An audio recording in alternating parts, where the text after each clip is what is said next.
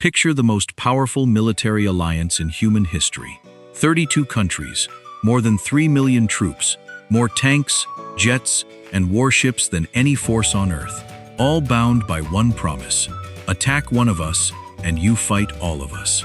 For over 75 years, that promise kept the peace. Now let's change one thing. Not a tank, not some country you've never heard of. We're pulling out the big one. The United States. Poof, gone. No American troops, no American jets, no American nukes standing behind the alliance. So what happens to NATO when its biggest, richest, scariest member simply walks off the board? Can Europe defend itself alone? Or is the whole thing an expensive club that only worked because America was paying for the bouncer? Let's find out. First, let's see what's left in the trophy cabinet. Because it is not nothing. Even without America, European NATO is a heavyweight. We're talking well over 1.5 million active troops, more than Russia's entire standing army. Thousands of modern tanks, from German Leopard 2s to Poland fielding some of the newest armor on the planet. Add in excellent fighter jets, the Eurofighter Typhoon, the French Rafale, the Swedish Gripen, and a growing fleet of stealthy F-35s. There are carriers, submarines, and 2 real nuclear powers. France, with around 290 warheads, and the UK, with about 225. And the wallet is finally open. In 2025, Europe and Canada cranked defense spending up by roughly 20% in a single year, to well over $500 billion. On paper, this is a serious modern military. On paper, because here's the catch. Modern war isn't won by the stuff you can see in a parade. It's won by the boring, invisible stuff. And that's exactly what America packed in its suitcase. Start with eyes in the sky. The US operates around 246 military satellites. All of European NATO combined, about 49. That's the difference between watching the battlefield in 4K and squinting at it through a keyhole. Then there's air-to-air refueling and strategic airlift, the flying gas stations and giant cargo planes that let jets reach the fight and troops actually get there. NATO's own shared fleet of these is almost adorably tiny. A handful of tankers, a few cargo jets, and about a dozen radar planes. And kicking down enemy air defenses so your fancy jets don't get swatted? Also mostly an American specialty. Oh, and one small detail. NATO's supreme commander, the general who runs the entire war, has always been an American. So when the US leaves, Europe doesn't just lose troops. It loses its eyes, its fuel, its heavy lifting, and its boss, all at once.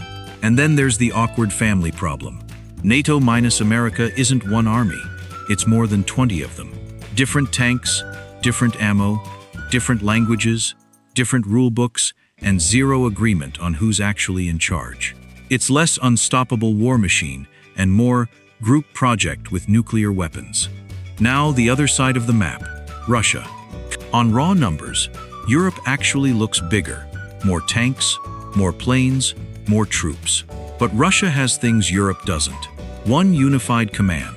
So nobody's arguing about whose turn it is. A military that's been fighting a real war for years, pumping out hundreds of tanks annually, and stockpiling shells and drones. Very serious ground-based air defenses. A submarine fleet that can threaten the Atlantic.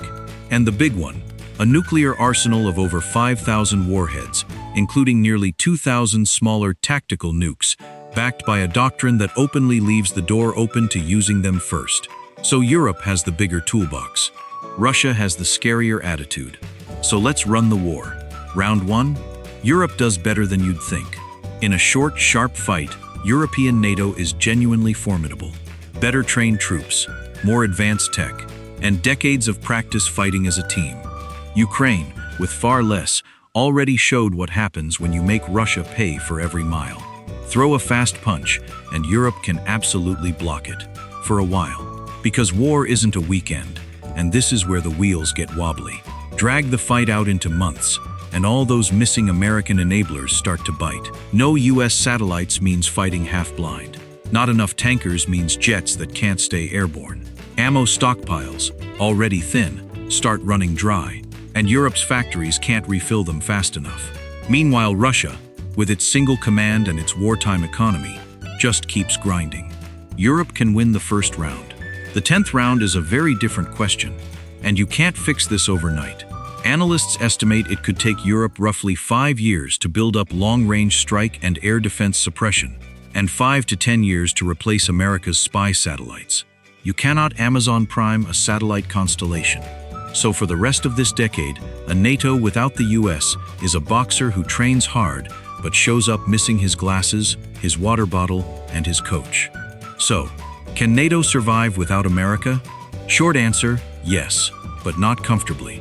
Europe can almost certainly defend against a limited Russian attack today and win a short conventional war. What it can't easily do is fight a long one alone or replace the one thing America really provided, the nuclear umbrella. Without it, Europe's deterrence rests entirely on France and the UK, capable but far smaller. Would Paris or London really risk their own cities to defend, say, Estonia? Russia only has to make Europe hesitate. And that's the real danger. Not some giant tank battle, but something sneakier. The nightmare scenario isn't Russia conquering all of Europe. It's Russia grabbing one small piece, a slice of the Baltics maybe, and betting that a leaderless, divided Europe won't risk World War III to take it back. The goal wouldn't be to defeat NATO. It'd be to prove NATO doesn't really mean it. But here's the plot twist. Just asking this question out loud has lit a fire under Europe. Germany tore up decades of budget rules to spend big, and countries are sprinting toward new targets. The mere possibility of losing America is turning Europe from a comfortable passenger into a driver, and it might finally build the self-sufficient force it should have had all along. So would NATO collapse without the United States? No, but it wouldn't be the same NATO.